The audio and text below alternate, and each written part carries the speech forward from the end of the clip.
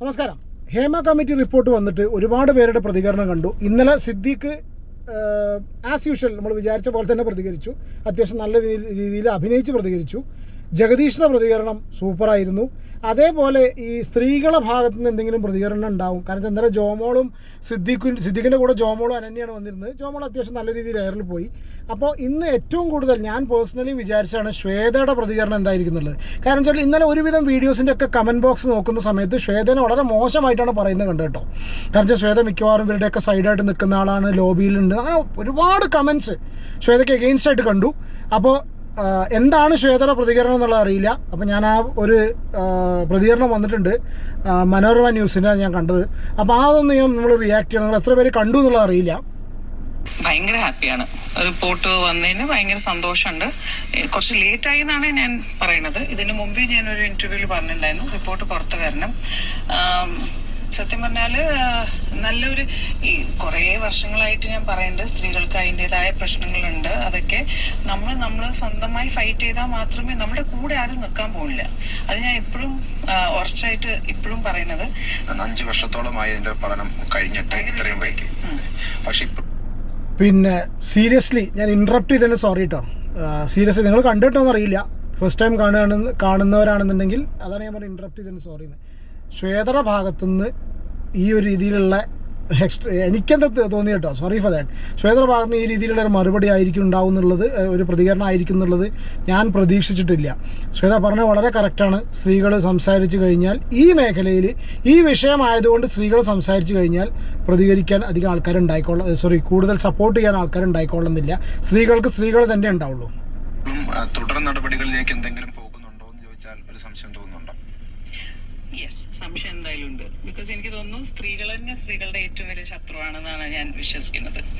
So സ്ത്രീകള് ഈ ബുദ്ധിമുട്ടുകൾ ഫേസ് ചെയ്യുന്ന ആൾക്കാർ പുറത്തും വരുന്നില്ല. പിന്നെ അതിന് ആണുങ്ങളെല്ലാം പിന്നെയാണ്. സ്ത്രീകളെ ഒന്ന് സപ്പോർട്ട് ചെയ്താൽ ഭയങ്കരമായ സ്ത്രീകൾക്ക് പുറത്തു വരാം, കുറെ കാര്യങ്ങൾ പറയാം. അപ്പൊ ഇപ്പോഴന്നെ കുറച്ച് ആൾക്കാർ പുറത്ത് വരാൻ തുടങ്ങിയത് നല്ലൊരു മാറ്റം തന്നെയാണ്.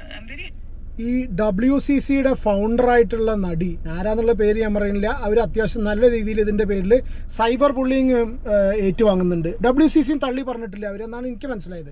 അപ്പോൾ ആ ഒരു ഫൗണ്ടറുടെ ഭാഗത്തുനിന്ന് പോലും ഒരു പക്ഷേ അവരുടെ എന്ത് സിറ്റുവേഷൻ ആണെന്നുണ്ടെങ്കിലും അവസരത്തിന് വേണ്ടിയിട്ടാണെങ്കിലും ഒരിക്കലും അവരെ ചെയ്യാൻ പാടില്ലായിരുന്നു എന്നാണ് എൻ്റെ പേഴ്സണൽ അഭിപ്രായം. അങ്ങനെ ചെയ്തിട്ടുണ്ടെങ്കിൽ വെറുതെ പറയില്ലല്ലോ, ഹേമ കമ്മിറ്റി റിപ്പോർട്ട് വെറുതെ അങ്ങനെ അവരുടെ പേര് മെൻഷൻ ചെയ്യില്ലല്ലോ. അതുകൊണ്ടാണ് പറഞ്ഞത് സ്ത്രീകൾ തന്നെയാണ് സ്ത്രീകളുടെ ശത്രുക്കൾ. കാരണം ഇപ്പം ഇന്നലെ ജോമോളും അനന്യയും കൂടി വന്നിരുന്ന് സംസാരിക്കുന്നത് കാണുമ്പോൾ തന്നെ വളരെ ക്ലിയർ ആൻഡ് എവിഡൻ്റ് ആയിട്ട് മനസ്സിലാവുന്ന ഒരു സംഭവമാണത്. ഇതിലെ പല കണ്ടെത്തലുകളും കാണുമ്പോൾ ചിലര് ഞെട്ടലുണ്ടാക്കി എന്ന് പറയുന്നുണ്ട്. ഈ രംഗത്ത് നിൽക്കുന്ന ഒരാൾ രീതിയിൽ അങ്ങനെ ഞെട്ടേണ്ടതുണ്ടോ, അതോ യാഥാർത്ഥ്യമാണോ പറഞ്ഞിരിക്കുന്നത്? അഗൈൻ എനിക്ക് തോന്നുന്നു ഞാൻ എന്റെ മുകളിലൊരു 10-12 കേസ് ഞാൻ ഇങ്ങനെ ഫൈറ്റ് ചെയ്തുകൊണ്ടിരിക്കുന്നുണ്ട്. അപ്പൊ ഞാൻ എപ്പോഴും പ്രതികരിക്കുന്ന ഒരാളായിട്ട് ഇന്നൊന്നല്ല, സ്കൂളിൽ ഞാൻ തുടങ്ങിയ തൊട്ടിട്ട് തന്നെ പ്രതികരിക്കുന്ന ഒരാളായതുകൊണ്ട് എനിക്ക് ഇതൊന്നും പുതുമയായിട്ട് തോന്നില്ല. ഐ ജസ്റ്റ് ഫീൽ ദാറ്റ് നമ്മള് ചെറിയ കുട്ടിയാവുമ്പോൾ നമ്മളോട് എപ്പോഴും നോ പറയുന്ന സ്ഥലത്ത് നോ പറയണം എന്ന് ഞാൻ ഉറച്ച് വിശ്വസിക്കുന്ന ഒരാളായതുകൊണ്ട് വി ഷുഡ് സേ നോ. പിന്നെ ഇവിടെ ആരും നമ്മൾ പറയില്ലേ, they are all good family, good ബാക്ക്ഗ്രൗണ്ടിൽ വരുന്ന ആൾക്കാരാണ്. പിന്നെ ഐ തിങ്ക് നമ്മൾ നോ പറയാത്തോണ്ടുള്ള പ്രശ്നമാണ്. പിന്നെ എല്ലാവർക്കും അവരുടേതായ സാഹചര്യങ്ങൾ എന്താണ് ബാക്ക്ഗ്രൗണ്ട് ഒന്നും എനിക്കറിയില്ല. സോ അവിടേക്കാണ് പ്രശ്നങ്ങൾ വരുന്നത്. ഇന്നലെ അടക്കം അമ്മയുടെ വാർത്താ സമ്മേളനമൊക്കെ ഉണ്ടായപ്പം അമ്മ ഇതിനെ സ്വാഗതം ചെയ്യുന്നുണ്ട്. പക്ഷെ അതിൽ പങ്കെടുത്ത നേരത്തെ പറഞ്ഞ പോലെ ചില സ്ത്രീകൾ തന്നെ ഇങ്ങനെ അതിനെ പ്രതികരിക്കുന്നതിന്റെ പേരിൽ അവസരം നഷ്ടപ്പെടുന്ന സാഹചര്യങ്ങളൊന്നും തന്നെ ഇല്ല, അല്ലെങ്കിൽ അതിനകത്ത് പറഞ്ഞേക്കണം ചില അനുഭവങ്ങളൊന്നും ഞങ്ങൾക്കുള്ളതായിട്ട് തോന്നുന്നില്ല എന്നൊക്കെ പറഞ്ഞു. അത് ശരിയാണോ ആ നിലപാടുകൾ? എനിക്ക് എന്റെ പറ്റി മാത്രമേ പറയാൻ പറ്റുള്ളൂ. പക്ഷെ ഞാൻ കേട്ടിട്ടുണ്ട് ഒരുപാട് സ്ത്രീകള് ഫേസ് ചെയ്ത കുറെ പ്രോബ്ലംസും പേയ്മെന്റ്സ് സമയത്ത് കിട്ടാത്തത്, പിന്നെ നമ്മൾ ചോദിക്കുമ്പോൾ അതെന്തോ വലിയൊരു നമ്മളെന്തോ കുറ്റം ചെയ്ത പോലെ. പിന്നെ സമയം ഇപ്പൊ 7 മണിക്ക് ഷൂട്ടിംഗ് ആണെങ്കിൽ ഒരു സ്ത്രീ എന്ന് പറഞ്ഞാല് 4 മണിക്ക് നീക്കണം റെഡി ആയിട്ട് വരാൻ. അപ്പൊ അങ്ങനത്തെ പിന്നെ നമ്മൾ ഷൂട്ടിംഗ് ലൊക്കേഷൻ നമുക്ക് നമ്മുടേതായ ടോയ്ലറ്റ് ഫെസിലിറ്റീസ് അങ്ങനെയൊക്കെ. അഗെയിൻ ഞാൻ ഈ ബോളിവുഡിൽ പോയോണ്ട് ഈ കുറെ കാര്യങ്ങൾ ഞാൻ കണ്ടുകൊണ്ട് ഞാൻ ഇവിടെ വന്നപ്പോ ഇതൊക്കെ ഞാൻ ഭയങ്കരമായി എന്താ പറയാ സ്ട്രിക്റ്റ് ആയിട്ടല്ല, ഞാൻ ചോദിച്ചു, എനിക്ക് കിട്ടി. അപ്പോൾ എനിക്ക് I don't know how to say that. പക്ഷെ ഒരുപാട് സ്ത്രീകൾ അത് ഫേസ് ചെയ്യുന്നുണ്ട് പ്രോബ്ലംസ്.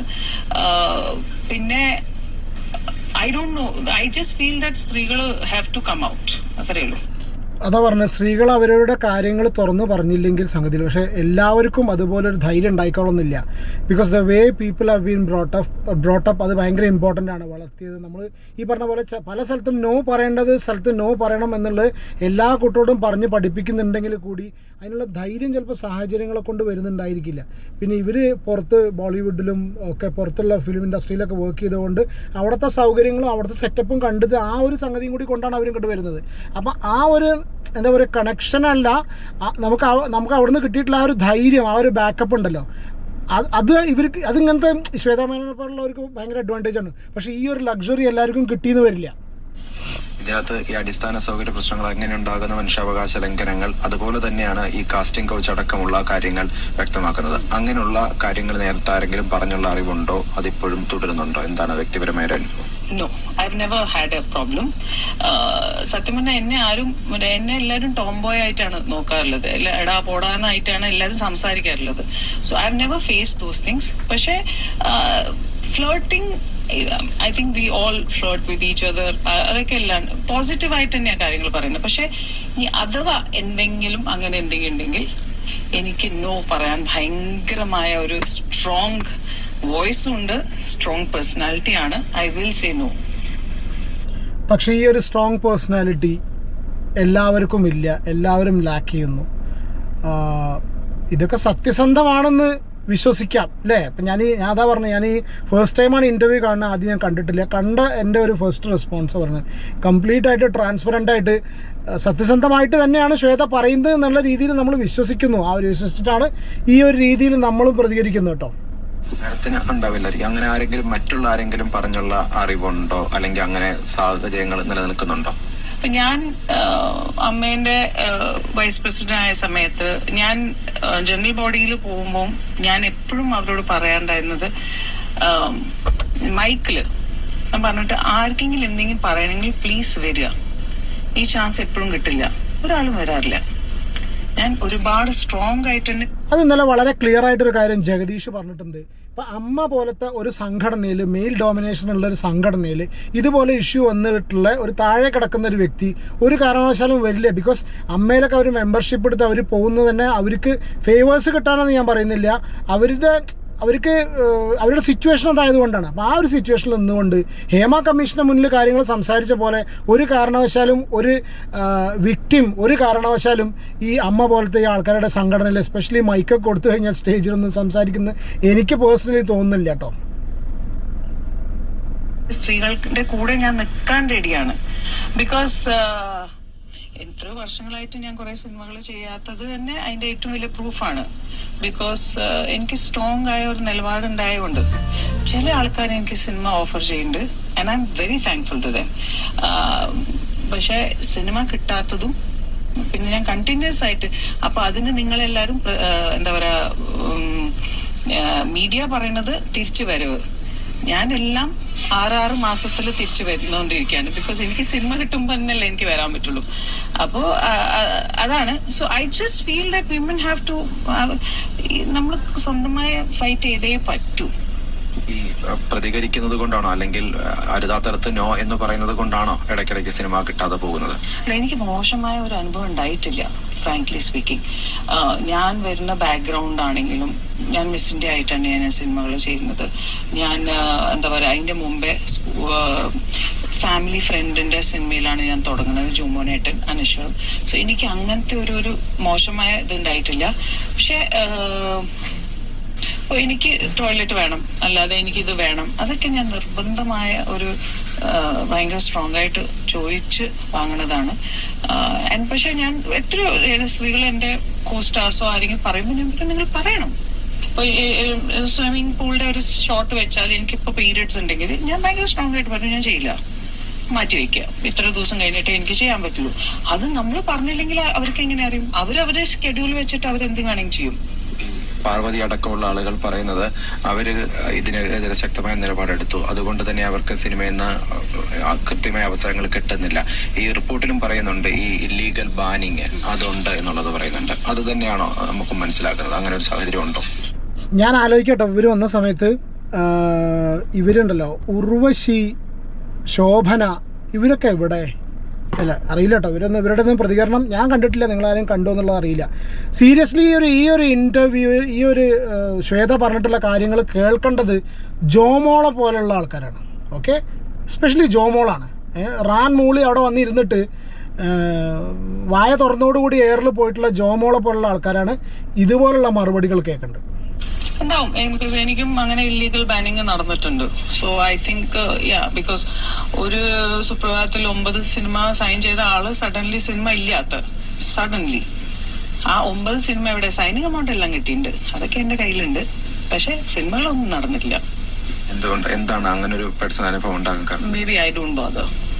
എനിക്ക് വരാനുള്ള കാര്യം വരും എന്നുള്ള ഒരു പോസിറ്റീവായ ഒരു ആറ്റിറ്റ്യൂഡ് ഉണ്ടായതുകൊണ്ട് ഐ ഡോണ്ട് ലുക്ക് ബാക്ക്. ഈ പവർ ഗ്രൂപ്പ് ഉണ്ടോ സിനിമയില്? ആണുങ്ങൾ മാത്രമല്ലല്ലോ, അതിൽ പെണ്ണുങ്ങളും ഉണ്ടാവും. നോക്കാം. മറ്റു ചിലരുടെ അവസരങ്ങൾ നഷ്ടപ്പെടുത്തുന്നവരെ ഉണ്ട്. എതിർക്കപ്പെടേണ്ടത് തന്നെ.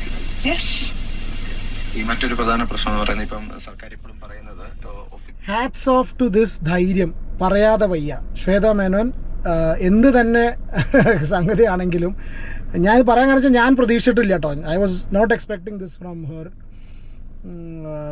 ഒരു പക്ഷേ ചിലപ്പോൾ അവിടെയും ഇവിടെയും തൊടാതെ പറയുക, അല്ലെങ്കിൽ ഇങ്ങനെയൊന്നും ഇല്ല എന്നൊക്കെയുള്ള രീതിയിൽ പറയുന്ന ഒരു ശ്വേത മേനോനാണ് ഞാൻ എക്സ്പെക്ട് ചെയ്തിരുന്നത്. നിങ്ങൾ നിങ്ങളുടെ അഭിപ്രായം കമൻറ്റ് ചെയ്യട്ടോ. ഞാനതാണ് എക്സ്പെക്ട് ചെയ്തത്. ഒഫീഷ്യലായിട്ട് പരാതി ആരും തരുന്നില്ല, അതുകൊണ്ട് തന്നെ ഹേമ കമ്മിറ്റി റിപ്പോർട്ടിന്റെ അടിസ്ഥാനത്തിൽ ഒരു കേസോ അന്വേഷണത്തിനോ സാധ്യതയില്ല എന്നുള്ളതാണ്. എങ്ങനെയാണ് അതിനെ കാണുന്നത്? കറക്റ്റാണ്. നമ്മൾ കംപ്ലൈന്റ് കൊടുത്താൽ മാത്രമേ അവർക്ക് എന്തെങ്കിലും ചെയ്യാൻ പറ്റുള്ളൂ. ഹേമ കമ്മിറ്റി അല്ല, ആരാണെങ്കിലും. ചലച്ചിത്ര അക്കാദമി ചെയർമാൻ സംവിധാനം കൂടിയായിട്ടുള്ള രഞ്ജിത്തിനെതിരെ ആക്ഷേപവുമായിട്ട് രംഗത്ത് വന്നിട്ടുണ്ട്. മോശം അനുഭവം ഉണ്ടായി എന്നുള്ളതാണ്. അതിനെ എത്രത്തോളം ഗൗരവത്തോടു കൂടിയാണ് കാണുന്നത്? കംപ്ലൈന്റ് ഉണ്ടെങ്കിൽ, പ്രൂഫ് ഉണ്ടെങ്കിൽ I think she should do the complaint, ആരാണെങ്കിലും. എന്തായാലും ആ നിലപാട് തന്നെയാണ് വ്യക്തമാക്കുന്നത്. സ്ത്രീകൾ പരാതി ഉണ്ടെങ്കിൽ രംഗത്ത് വരണം, അതാണ് ശ്വേത മേനോൻ വ്യക്തമാക്കുന്നത്. Very good and very good mature reply from Shweta Menon. പറയാതെ വയ്യ. വീണ്ടും പറയുന്നു, മറ്റേ മനോരമയെ തന്നെ പറഞ്ഞ പോലെ നല്ലൊരു ഇൻ്റർവ്യൂറാണ്. ക്വാളിറ്റി ക്വസ്റ്റ്യൻസ്, മച്വറായിട്ട് കാര്യങ്ങൾ ചോദിച്ചു. വെരി മച്വർ ആൻഡ് വെരി ധൈര്യത്തോട് കൂടിയിട്ട് മറുപടി പറഞ്ഞിട്ടുണ്ട്. ശ്വേതനെ കണ്ട് പഠിച്ചിട്ട് ബാക്കിയുള്ള ആൾക്കാരൊക്കെ കാര്യങ്ങൾ തുറന്ന് പറയും, എന്തെങ്കിലുമൊക്കെ അറിയുന്നുണ്ടെങ്കിൽ. അതല്ലാതെ ചില ഫേവേഴ്സിന് വേണ്ടിയിട്ട് റാം മൂളി നിൽക്കുന്ന ആൾക്കാരോട് 0 റെസ്പെക്റ്റാണ്. നിങ്ങളുടെ അഭിപ്രായം കമൻറ്റ് ചെയ്യൂ കേട്ടോ.